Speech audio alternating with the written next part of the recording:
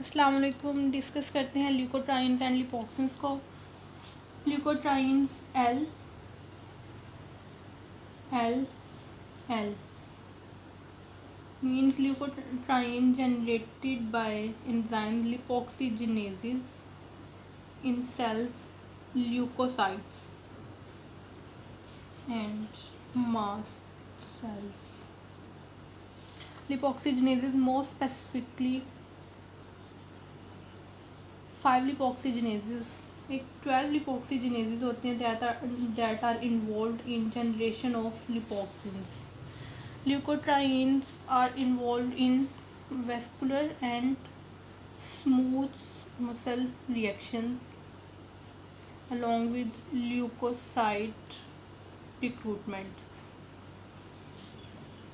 ठीक है। Leukotrienes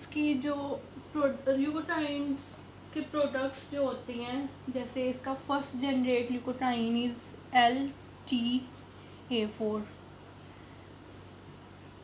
steps पे कंसिस्ट करते हैं, जैसे LTA4 का ने अपना मेटाबोलाइट बनाना है LTB4 या फिर LTC4, फिर वो आगे से LTD4 बनाएगा। इसी तरह LTD4 LTE4 को बनाएगा अपना मेटाबोलाइट। सही है। अब ये जो प्रोस्टाग्लैंडिन्स की तरह जो अल्फ़ाबेट्स हैं, मैंने उसमें भी डिस्कस किया था कि ये स्ट्रक्चरल डिफरेंसेस को बता रही हैं। ठीक है। जैसे LTC4, C का मतलब है सिस्टीनाइल कंटेनिंग ल्यूकोट्राइन्स। ठीक है, सिस्टीनाइल containing leukotrienes.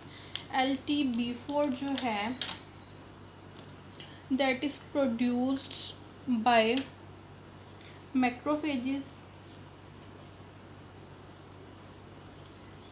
And neutrophils.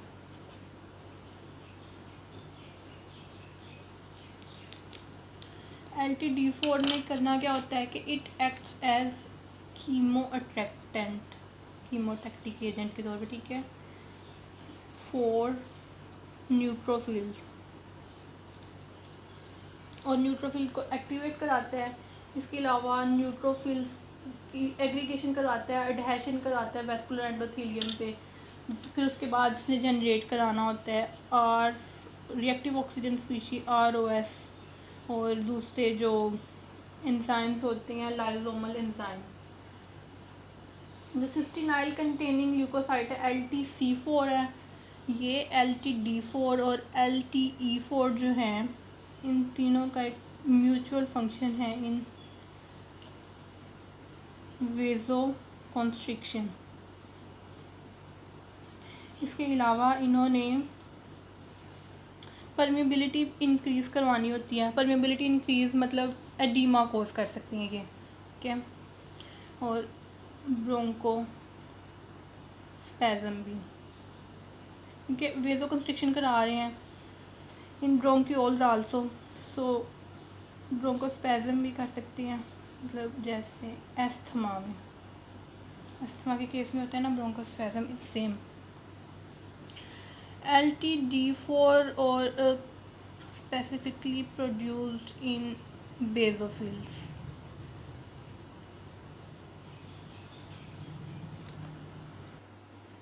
Inhibitors की बात कर लेते हैं। इनहिबिटर्स या तो वो ये होगा कि उसने ल्यूकोट्राइन की प्रोडक्शन नहीं होने देनी, लिपोक्सिजेनेसिस को ही रोक देना, या फिर वो ल्यूकोट्राइन के रिसेप्टर पे एंटागनिस्ट के तौर पे एक्ट करेगा। अब जिसने लिपोक्सिजेनेसिस की प्रोडक्शन को ही रोक देना है, लिपोक्सिजेनेस 5 की, यानी कि लिपोक्सिजेनेस इनहिबिटर है, इसकी एग्जांपल है ज़ाल्यूटिन। और दूसरा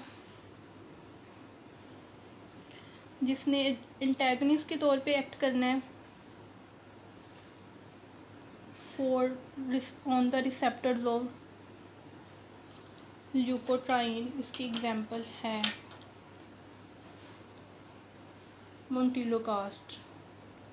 अब ल्यूकोट्राइन ब्रोंकोस्पेज़म कोज कर रहा था, जिसके रिज़ल्ट में, जिसमें जैसे कि एस्थमा में भी होता है, तो ये इनहिबिटर्स ल्यूकोट्राइन्स को रोकने मतलब ये एस्थमा के ट्रीटमेंट में यूज़ होती हैं, the treatment of asthma.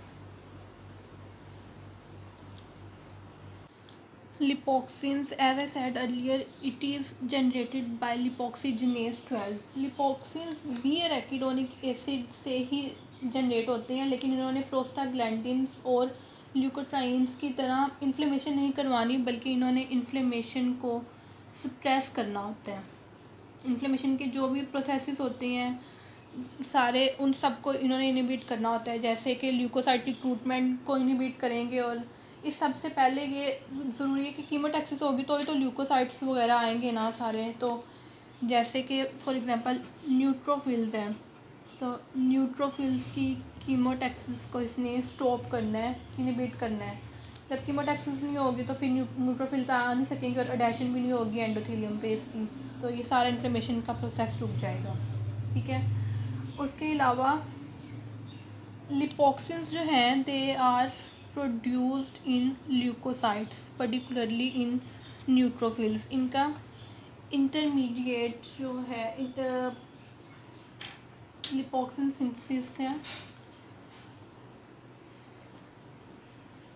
Intermediate इसके अंदर प्रोड्यूस हो जाता है ल्यूकोसाइट्स में, लेकिन वो लिपोक्सिन में सिर्फ तब कन्वर्ट होगा जाके जब प्लेटलेट्स की इंटरेक्शन होती है न्यूट्रोफिल्स के साथ, फिर that intermediate will be converted into lipoxins. Arachidonic acid का टॉपिक कंप्लीट हो गया। If you have any query you can ask me. Thank you.